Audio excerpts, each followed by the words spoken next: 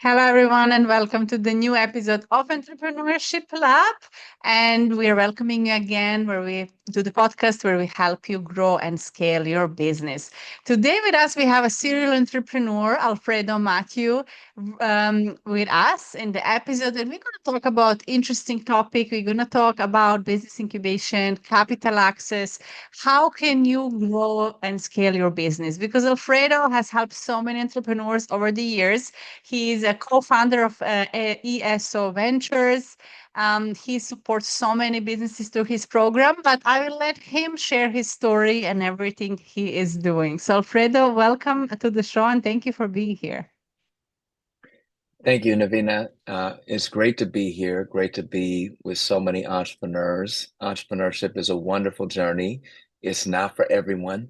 So you do have to, you learn very quickly whether you are comfortable taking the risks, if you're comfortable with the ambiguity, if you can focus on what you have to do today, but always be looking around the corner at what your need to gonna be positioned for tomorrow.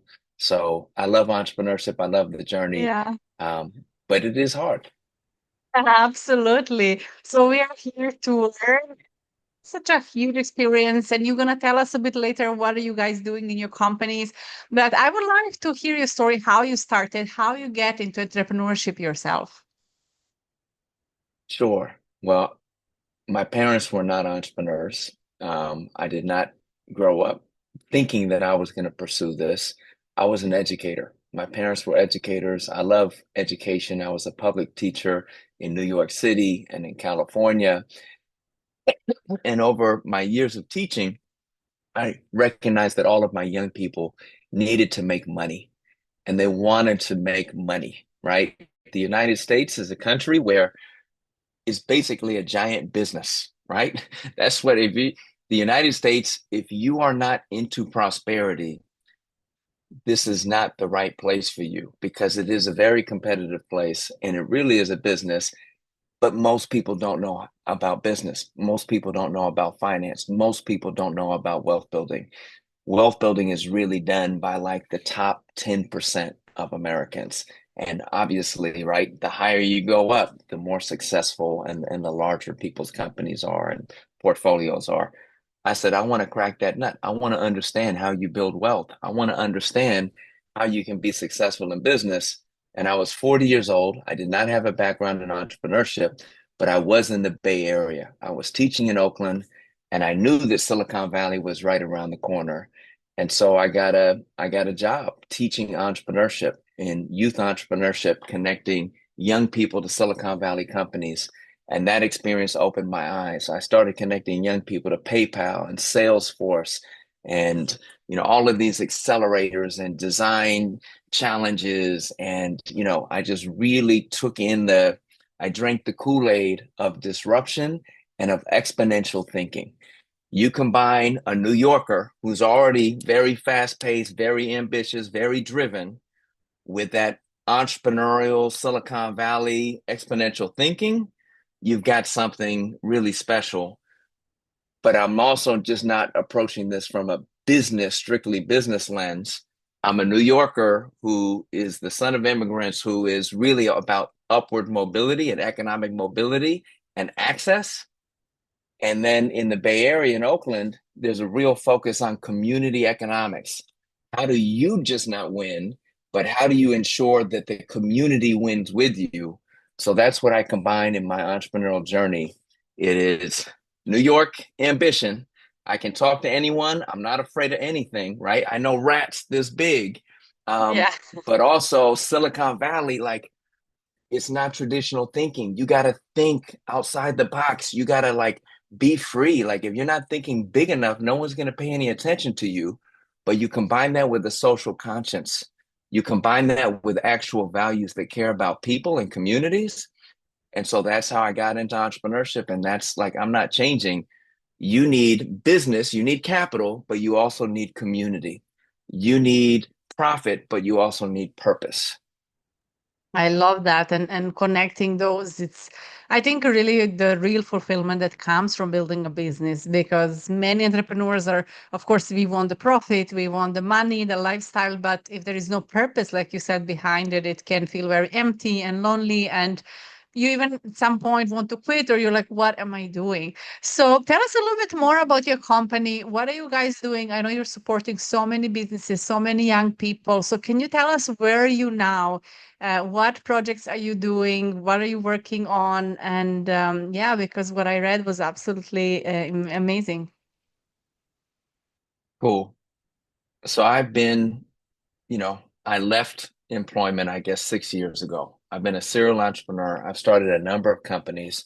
One is just my personal consulting business, Working World. I work at the intersection of education, workforce, and entrepreneurship, right? You have to take your domain experience, right? If there's startup founders on here, please do not start a business with something that you know nothing about, right? You need to start from an experience that you've lived, a challenge that you've lived, where you have some domain experience, and then you need to find the people that can fill in the gaps around you, whether it's skill sets or other things, so that you have a complete team. And when I started my small business consultancy, I was a business of one. There's only so much you can do as a business of one person.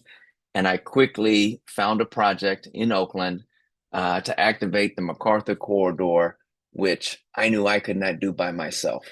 I ended up inviting Ben Wanzo and Marta Hernandez, my co-founders at ESO Ventures, to join me in this project, and we created ESO Ventures. And that just kind of took off lightning because it was during the pandemic. Everyone was home. Everyone was starting businesses. In the United States, I want to say 16 million people started businesses over 2020, 2021, 2022. It was tremendous entrepreneurial surge. One, because people recognized with COVID that like the economy was getting disrupted. People didn't want to go out and do their jobs that might have been dangerous. It was just a moment where people wanted their time back, right? And that's why people pursue entrepreneurship, because you want to create a business, you want to control your time, you want to control your destiny. Um, and what we realized is we did not want to do a typical business accelerator focused on the high growth hockey stick. We want to focus where people really are, right? Build where you are, which is people are starting with just the money in their own pocket and they're trying to get a product or a service off the ground. People are using credit cards to build their businesses. And so we want to start with sole proprietors, a business of one person, like I was. And how do you become an employer enterprise? How do you get from that sole proprietor thing where you're basically, if you don't work, you don't eat, to how do you create business as an asset, business that has value beyond the labor of the founder? That was the whole premise. And we were able to, I got contract, I do business development. So I do strategic partnerships. So we went from one city to multiple cities. We went from one community college to multiple community colleges.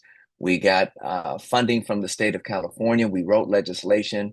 We ended up closing about $22 million in contracts in 2 years during this like incredible period where everyone wanted to pursue entrepreneurship. Got to figure out how to make it accessible. And then in 2023, the world started to shift. I don't know what it was like in Zanzibar or wherever you were in 2023, but it's like COVID happened. There was all of this public funding to kind of like Yes. stabilize the world. And then tremendous retraction, right? The global supply chain got messed up. Inflation started to rise. There's backlashes against policies. And I saw, right, when you're an entrepreneur, the business model you have in 2020, 2021 is not the business model you're going to have in 2024 and 2025. Oh my goodness. You need to be able to see what's coming around the corner and you need to reposition yourself and adapt because, right? Like the world, like interest rates are different. What people are funding are different, right? And so I saw the work we were doing was important. We had operationalized it. We incubated 500 Black and Brown businesses. Our focus was Black and Latino businesses in California. We we incubated 500 businesses. We deployed $6 million of capital into these businesses. right? People are up and running, they're struggling. But I said, man, this is going to take a long time to have the impact that we want. And so starting in 2024, I started to reposition my work. And now I started a new company, SPCC.1. I'm starting, actually, I'll tell you first, you're the first person who knows. I'm starting a holding company, Shared Prosperity Incorporated, because we need to find a way to get capital into small businesses so that small businesses can be aggregated so that they can focus as a group and they can compete against larger enterprises. The big thing that I learned during the last 5 years of supporting small businesses, businesses are too small. They can't compete. If you're a sole proprietor, you have less than 500K in revenue. If you're making less than 75 or 100K in the United States, you cannot compete. You can't get capital from banks. You're definitely not going to get venture capital. And it's hard to get contracts. And contracts, for all you entrepreneurs out there, the fastest way to create $1 million business is through contracts, public or private contracts. 50% of all $1 million businesses get contracts. That's how ESO Ventures took off. It was through contracts. That's a little bit about what I've been doing the last few years. Yeah, and I love pivoting. I think it's so important in business, and the world is changing so fast, and absolutely true.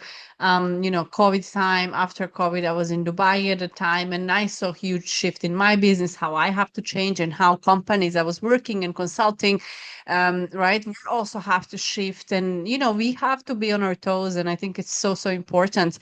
But I have to allow listeners are startups, and capital is such a huge role and necessity for many businesses to grow. So what would you say to people business, because this is your focus and you're helping, and how much struggle you just said is to get the capital to start. So what would you say to people that are out there and they believe, maybe it's a wrong belief, that they need capital, how to get it? What are some first steps to do as a startup? So capital is oxygen. Money is oxygen. If you do not have capital, you will not survive. You cannot breathe. So the first thing you need to understand as a startup entrepreneur is, do you like breathing? Right? Because I've met so many entrepreneurs who they want to do the business, right? They want to build the product, or they want to sell the ice cream, but they're scared of the money. They're scared of the capital. They don't want to ask people for money, or they don't want to, or they're unrealistic with what it's going to take to get the capital. If you do not have oxygen, if you do not have cash flow and runway, you don't have a business.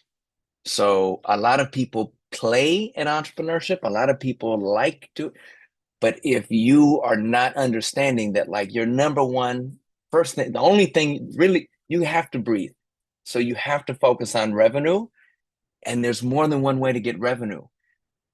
You're only going to get venture backed. You're only going to get venture capital if you are in an incredibly high growth industry where a private investor can get their return back 10x, 100x, like within 10 years, right? Like, you need Yes. to, private capital is looking for, venture capital is looking for very high returns. They're going to bet on 100 companies and one or two are going to win. So that means that you're going to be in a winner take all market. If you don't have the killer instinct to go into a winner take all market, right? If you don't want to compete against OpenAI, if you don't want to compete against really big, well capitalized players, please don't go into that market, because your chances of success are very low. 99.9% of all businesses in the world are not venture backed. 99.9%. There's 33 million businesses in the United States. A very small percentage are venture backed. Venture capital is one path, but there's other kinds of capital that you can get. There's impact investment capital, which is slightly different from venture capital. but you have to have a social purpose. You have to have environmental, social, governmental, right, goals and values that you're trying to achieve. And there's other capital that you can get if you have this double bottom line or triple bottom line, right? People, planet, and profit. The profit is always important. If you're not building a business that can return capital investment to other people, you don't have a business. Then you have a nonprofit, and that's a whole different area. But I'd say for someone who's starting out, focus on revenue. Figure out what is the quickest product you can get into the market, and how can you show that you have generate demand for that product.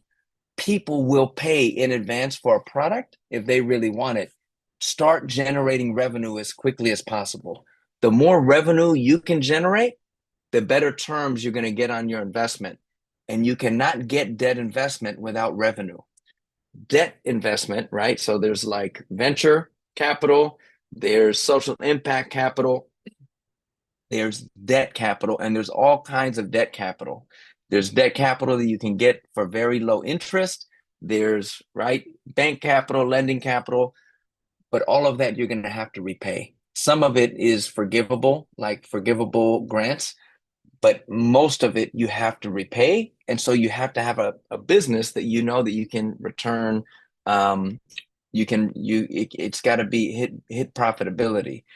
So of course, before all of that, you need to invest first. People are not going to invest into an entrepreneur in a business if you have not gone all in. I would never invest in an entrepreneur who has a full-time job and is doing this thing on the weekend. That's great.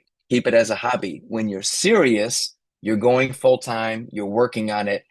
And the other thing that investors want to see is, are you able to attract more than yourself? That's great that you think that you have a great idea, but can you bring other people along with you? Can you bring co-founders? Can you bring early employees who are going to work for less than than they would be making in the workplace? Those are all great signs. Can you get customers? Can you get co-founders? Can you get early employees?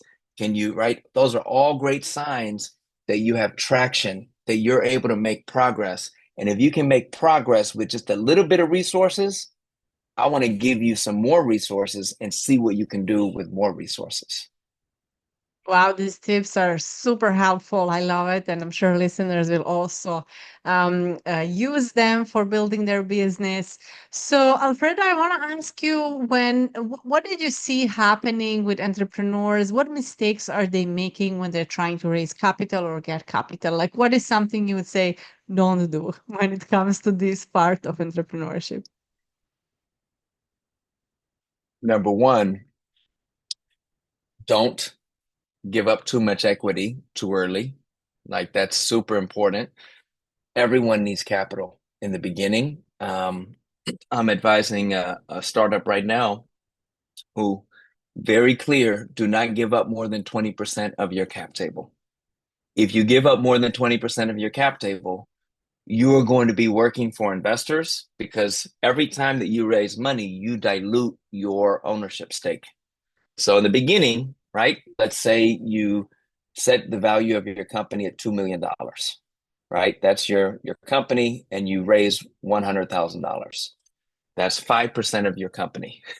If you raise $500,000, that's 25% of your company. Getting too much capital too early and giving up too much equity is not a good move because you're going to need more capital later, right?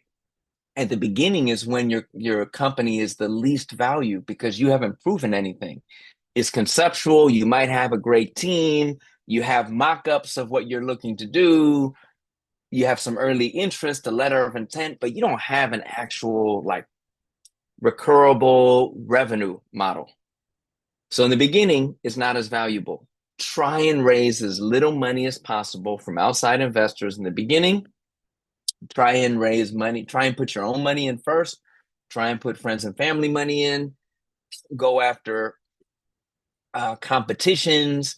Go after free money. Go after a lot of states or governments have government programs to support innovation? What are the public programs that you can use to get non-dilutive capital, right? Try and be as lean as possible and be as creative as possible to not need outside capital early.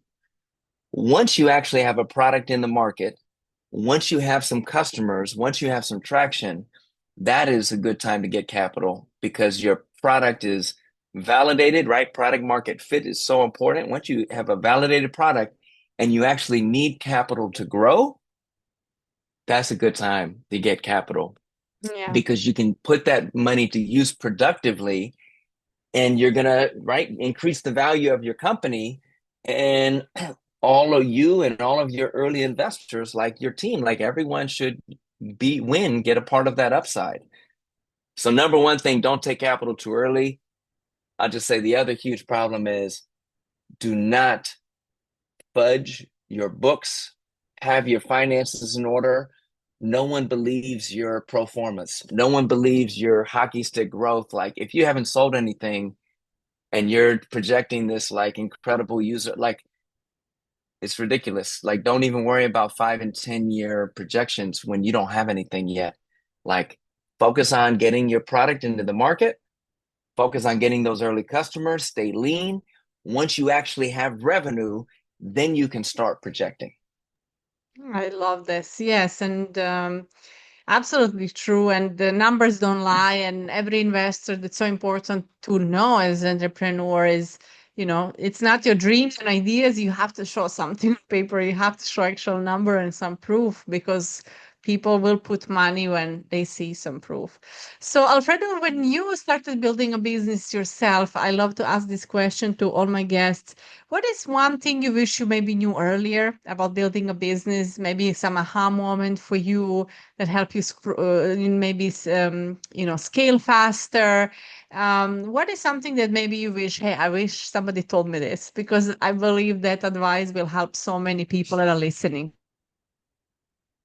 There's a lot I wish I knew, but like in everything in life, someone telling it to you is not going to help you learn it. You need to go through it yourself. And so, I'm a former teacher, right? No one could tell me how to teach. I had to teach and I had to learn how to teach myself. And it's the same thing with entrepreneurship. You can't read a book and then, here's the things to avoid. Like founder relationships are hard, right? Relationships with your business partners are hard. So one thing that I wish I knew, and one thing that everyone should know is your business relationships are like your marriages. Don't be quick to end a relationship once you're legally bound. You need to be patient. You need to be respectful.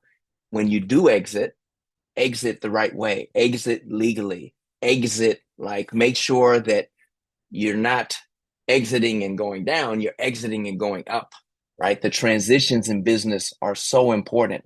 You don't want to transition laterally. You want to transition up. Every business you have, every season you have, transition up. That is so important. In handling those transitions, you need to be mature, emotionally mature. You can't overreact. Um, you have to negotiate things. You have to stay in things that maybe sometimes you don't like because you got to stabilize the business. You don't exit a business if it's not stable. You need to stabilize it. You need to get it on a good trajectory, and then you can exit. There's no exit if something is going down. There's only an exit if it's going up. Um, and don't lose the joy. Emotional Go ahead. emotional intelligence basically plays a huge role, and it's so important in building a business. And when you're someone like me who I'm urgent, I'm passionate, right? Like I've had to learn that when you start working at higher levels of business, you need to slow down. Things take time. Setting up entities, creating the right corporate structure takes time. Figuring out a business model that's recurring takes time. Building the right team takes time. You hire people, it's not the right fit. You got to get those people out. You got to get new people in. Like all of these things take time, and you're not guaranteed a success.